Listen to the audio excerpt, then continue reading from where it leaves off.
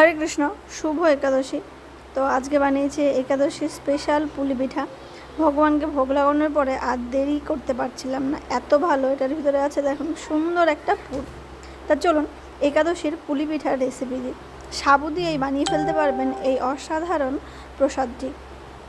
আমাদের বাড়িতে সবাই এটা খুব পছন্দ করে, আপনার বাড়িতেও সবাই পছন্দ করবে। একাদশীর দিনে মিষ্টি কিছু খেতে চাইলে নিয়ে নেবেন একটা নারকেল, আমার এখানে একটা একটু কম ছিল, নিচে একটু এলাচ, ব্যাস ভালো করে গ্রাইন্ড করে নিয়েছি, আপনারা কুড়িয়ে নিলেও চলবে। কড়াইতে দিয়ে দেবো 1 টিস্পুন মতো ঘি, তার মধ্যে দেবো বাকি কুড়িয়ে রাখা নারকেলটা ভেজে ভালো করে গোল্ডেন ব্রাউন করে নিতে হবে। একটু ভালো করে ভাজবেন, না হলে কিন্তু নারকেলের কাঁচা গন্ধ থেকে যাবে, পুরের স্বাদ উঠবে না। এবার নারকেল ভাজা হয়ে গেলে তখন দিয়ে দেবো চিনি। আমার চিনির মধ্যে আবার একটু পিঁপড়ে পড়েছিল, সেই কারণে আমি এবার চিনিটা ধুয়ে দিয়েছি। চিনি দেওয়ার পরে সেম প্রসেস, ভালো করে নাড়াচাড়া করে নিতে হবে যাতে করে চিনিটাও মোটামুটি গলে নারকেলের সাথে মিশে যায়। নারকেল আর চিনির এইভাবে শুধুও করা যায়, তবে আমি এর ভিতরে দেব বেশ খানিকটা দুধ দিলে পরে এর স্বাদও বাড়বে, আর তার সাথে গন্ধ নিয়ে আর কি মতন বলবো। আমার কাছে ফুল ক্রিম দুধ ছিল, মানে একদম বাড়ির খাঁটি গাওয়া দুধ। যাই হোক, সেই দুধ দেওয়ার পরে ক্রমাগত নাড়াতে হবে আর হাই হিটে এটাকে রেখে দিতে হবে যতক্ষণ না এটা সুন্দর মতো ঘন হয়ে আছে, যেটাকে চাচিও বলতে পারেন বা পুরো বলতে পারেন, যাই বলেন না কেন এর স্বাদ নিয়ে নতুন করে বলার কিছু নেই। দেখুন কি দারুণ না, দেখেই মনে হচ্ছে না এরকম নরম পাকের সন্দেশও বানানো যায়। একদিন আপনাদেরকে বানিয়ে দেখাবো নরম পাকের সন্দেশ। তা চলুন আজকে আর সন্দেশ বানাবো না, বানাবো হলো পুলি পিঠা। পুর মোটামুটি রেডি হয়ে গেছে, এটাকে এবার নেড়ে চেড়ে কড়াই নামিয়ে একটু ঠান্ডা হতে দেবো, কারণ ঠান্ডা না হলে কিন্তু ভেতরে ভরা যাবে না। এই যে দেখুন খুব সুন্দর হয়ে গেছে আর ল্যাটপেটে হয়ে গেছে। ভালো করে নামিয়ে নিয়ে একটা থালার ভিতরে অল্প একটু দেবো হলো তেল ব্রাশ করে, দিয়ে নামাবো। এবার সেম কড়াইতে দিয়ে দেবো দুধ ফুটতে থাক, দুধ চিনি আর এলাচ একসাথে ফুটতে দেবো। মোটামুটি আধ ঘন্টা মতো দুধটাকে ফুটিয়ে নিতে হবে যাতে করে ক্রিমি হয়ে যায় একদম দুধটা, কারণ দুধ যত ভালো করে ফোটানো হবে এর স্বাদ কিন্তু ততই ভালো হবে। দেখুন কি দারুণ পাক এসেছে, একদম সুন্দর ছোটো ছোটো পোর্শনে আমি আলাদা আলাদা করে বানিয়ে রেখে দেবো যাতে করে পুর ভরতে সুবিধা হয়।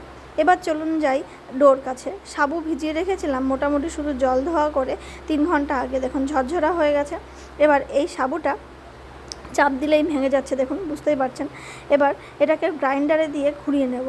আজকে কিন্তু একদম ঝটপট বানাচ্ছি, অন্য দিন না হলে বা আগে ডাস্ট করে চেলে নিই, তবে চালার কোনো প্রয়োজন নেই, এভাবেও বানানো যায়। এবার এর ভিতরে অল্প অল্প করে জল দিয়ে একটা ডো মেখে নিতে হবে। যেহেতু পুরোপুরি জল দেওয়া ছিল না, সেই কারণে অনেকটা পরিমাণেই কিন্তু জল এটার ভিতরে টানবে। জল দেওয়ার সময় একটু খেয়াল করবেন, একটু ধৈর্য ধরে মাখবেন, তাহলে একদম ডোয়ের মতো হবে। আপনারা চাইলে এইভাবে রুটিও বানাতে পারেন, এভাবে কিন্তু রুটিও বানানো যায়। তা চলুন মাখা ছাকা কমপ্লিট, এবার বানানোর পালা হলো পিঠে। নিয়ে নেব অল্প একটু পোর্শন এখান থেকে সাবু মাখা।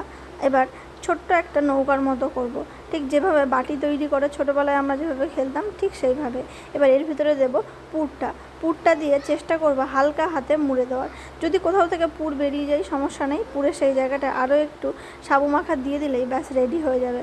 এই যে দেখুন এটা কিন্তু খুলে মোটেও বেরোবে না, যেহেতু সাবু দুধের মধ্যে দেওয়ার সাথে সাথেই পুরো ইলাস্টিকের মতো হয়ে যাবে। বাকিগুলোকেও আমি সেম প্রসেসে বানিয়ে নেব যাতে করে আমার দেওয়ার সময় সুবিধা হয়। এতে করে অনেকগুলো আমার পিঠে হয়েছিল, আর বাকি যে পুরটা ছিল সেটা দিয়েও কিছু একটা বানিয়েছি, সেটাও আপনাদের সাথে শেয়ার করব। আর দুধ দেখুন কি সুন্দর জাল হয়ে গেছে, ওদিকে পিঠে বানাতে দুধ কিন্তু খুব সুন্দর জাল হয়ে গেছে, আর এত সুঘ্রাণ বেরিয়েছে, রান্নাঘরের গন্ধ মনে হচ্ছে শোয়ার ঘরে বুঝতেই পাচ্ছে। তো ভগবানকে ভোগ লাগাবো, তো গন্ধ শুকলে তো হবে না, রান্নাটা ঝটপট হাত চালাতে হবে। এবার দুধের মধ্যে একটা একটা করে পিঠে দিয়ে দেবো, দিয়ে ক্রমাগত নাড়লে হবে না, হালকা একটু সিমে দিয়ে মোটামুটি সেদ্ধ হতে দিতে হবে। তারপরে হালকা হাতে নাড়াচাড়া করতে হবে, নাহলে কিন্তু ভেঙে যাওয়ার চান্সেস আছে। যখন সেদ্ধ হয়ে যায় তখন এটা আর ভাঙে না, কিন্তু প্রথম অবস্থায় ভেঙে যাওয়ার চান্সেস থাকে। তো দেখুন খুব ভালো মতো সেদ্ধ হয়ে গেছে, রসের মধ্যে টইটুম্বুর। এবার ভগবানকে ভোগ লাগাবো আর প্রসাদ দেবো বাকি সবাইকে।